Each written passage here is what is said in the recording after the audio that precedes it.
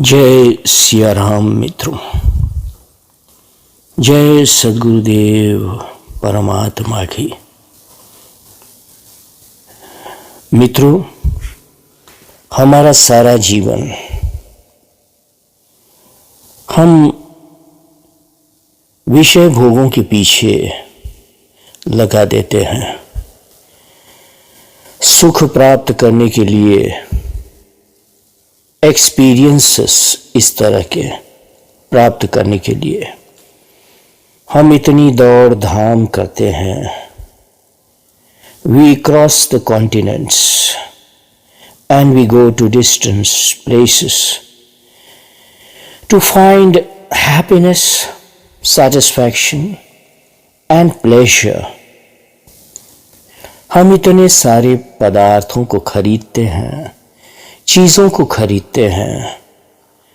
हम इतनी सुख सुविधा को प्राप्त करने की आकांक्षा रखते हैं कि हमारा जीवन सुखपूर्वक गुजरे, कन्वीनियंस में रहे हम हमेशा।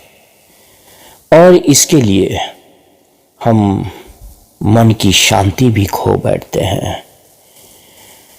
मानव जीवन शांति की अनुभूति के लिए है। विषय भोगों की कामना हमारी कभी मिटती नहीं। जीवन में शांति न हो तो जीवन ही क्या है। क्लेशमय जीवन जीवन नहीं।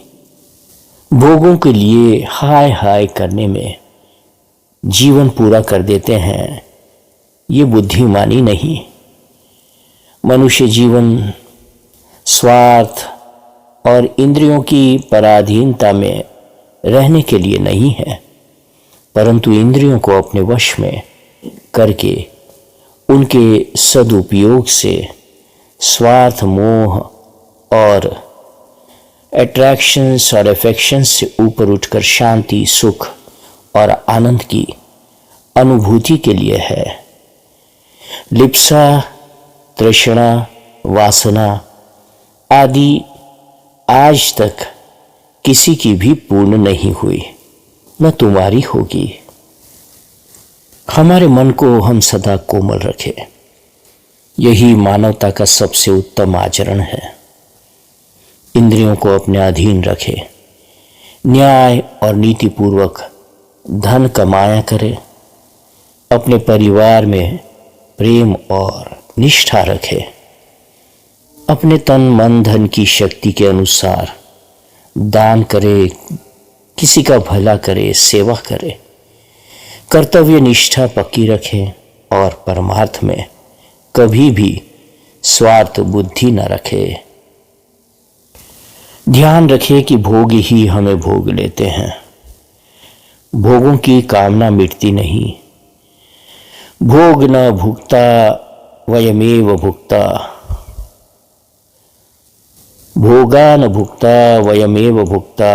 ऐसे अतृप्त भोगों की प्राप्ति का लक्ष्य न रखकर अधिक सुख आनंद देने वाला जो नित्य तत्व है, उसको पाने का पुरुषार्थ करने में ही मनुष्य जीवन का यथार्थ उपयोग है। नहीं तो जीवन चला जाता है, पर भोग भोगना कभी खत्म नहीं होता। चाहे कितने ही भोग भोग लो, भोगों से शांति और सुख अनुभूति कभी भी नहीं होगी। यदि भोगों से ही सुख शांति होती तो जितने श्रीमंत है, पैसे वाले हैं, वे बिल्कुल सुखी होते, सबको शांति मिलती। परंतु वास्तव में ऐसा नहीं है। भोगों के त्याग से ही यथार्थ में सुख प्राप्त होता है। जीवन भोगों के लिए नहीं है। देवों को भी दुर्लभ ऐसा मनुष्य शरीर पाकर भी जो सत्कर्म, सदाचार, परमार्थ नहीं करता, उसका मनुष्य शरीर निष्फल और निरर्थक है। मनुष्य जीवन मेरा तेरा करने में बिता देना मूर्खता है। मनुष्य शरीर साधना का, साधन करने का धाम है, मोक्ष का द्वार है, मुक्ति का द्वार है। इसलिए हमेशा प्रार्थना करें, हे हरि, आपने बड़ा अनुग्रह किया जो मुझे साधनों का धाम, देवताओं के लिए भी दुर्लभ मनुष्य शरीर कृपा करके दे दिया। तुलसीदास जी ने कहा है, बड़े भाग मानुष तन पावा, सुर दुर्लभ सब ग्रंथि ही गावा। साधन धाम मोक्ष कर द्वारा, पाई न जेही परलोक संवारा। परंतु उस मनुष्य शरीर से उसे जिस साध्य के लिए उपयोग या दुरुपयोग में लाओगे वैसा फल पाओगे। नरक, स्वर्ग और मोक्ष तीनों की त्रिवेणी संगम पर यह मनुष्य देह रूपी सीढ़ी लगी हुई है। परंतु तुम्हें कहाँ जाना है? नीचे नरक में उतरना है या स्वर्ग में जाना है या मोक्ष अर्थात भगवत धाम में भगवान के साथ नित्य आनंद पाना है।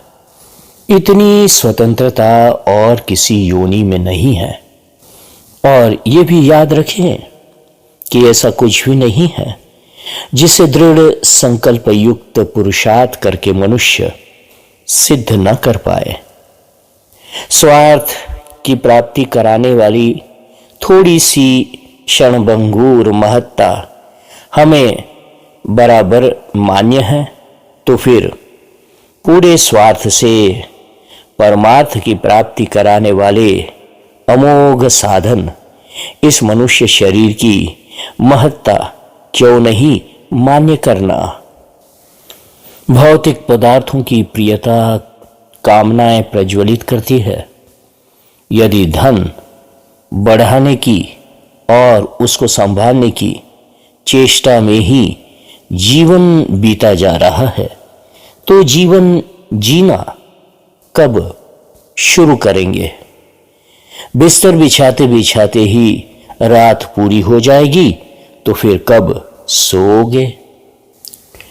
मोही मूढ़ मन बहुत बिगोयो, डासत ही गई बीती निशा सब, कबहु न नाथ नींद भरी सोयो। मोहि मूढ़ मन बहुत बिगोयो। अर्थ है कि इस मूर्ख मन ने मुझे खूब छकाया। मुझे बिछौना बिछाते बिछाते ही सारी रात बीत गई, पर हे नाथ कभी नींद भर नहीं सोया। देखो तो धन के पीछे कितने हाय हाय हो रही है, कितनी उलझन और कितनी चिंता। धन जीवन का साध्य नहीं है, अपितु जीवन निर्वाह का एक साधन मात्र है। उसका होना वहीं तक पर्याप्त है जहां तक वह सुख शांति पूर्वक जीवन व्यवहार में सहायक हो। मनुष्य जीवन का लक्ष्य या प्राप्तव्य धन नहीं है। धन की लालसा से कभी तृप्ति होती नहीं। इसलिए सबसे बड़ा दरिद्र वो ही है जो धनी है। अन्न की भूखमरी से भी ज्यादा दुखद तृष्णा की भूखमरी है, जो जीवन का आनंद, सुख, शांति, सद्व्यवहार, सदाचार आदि सबको भगा देती है। सोचो और समझो कि जीवन कब तक है? जीवन का उपयोग हो रहा है या दुरुपयोग? प्राप्त साधनों का उपयोग कर रहे हो या दुरुपयोग? शरीर की बाहरी स्थूल दृष्टि छोड़ो, भीतर के शरीरी आत्मा को समझने का प्रयत्न करो। शरीर के द्वारा शरीरी को जानो और परमार्थ साधो, तभी शरीर, धन, संपत्ति, बुद्धि, ज्ञान सब सार्थक होगा। जो आदमी जन्म लेता है उसकी मृत्यु निश्चित है, उसको कोई टाल नहीं सकता। जो दिन निकल जाए वो वापस नहीं आएगा। कालो न यातो वयमेव याताः, समय नहीं बीतता, हम बीतते जाते हैं। इसे ध्यान में रखकर मनुष्य को परोपकारी बनना चाहिए, दूसरों को सुख देना चाहिए। दूसरों को सुख देने से आत्मा का संतोष मिलता है। जय सिया राम मित्रों, जय सद्गुरुदेव। आज के प्रेरणा वचन सद्गुरुदेव की किताब से पढ़े, आपको पढ़ा कर सुनाया। आपका जीवन सफल हो, सार्थक हो, यही कामना के साथ जय सिया राम।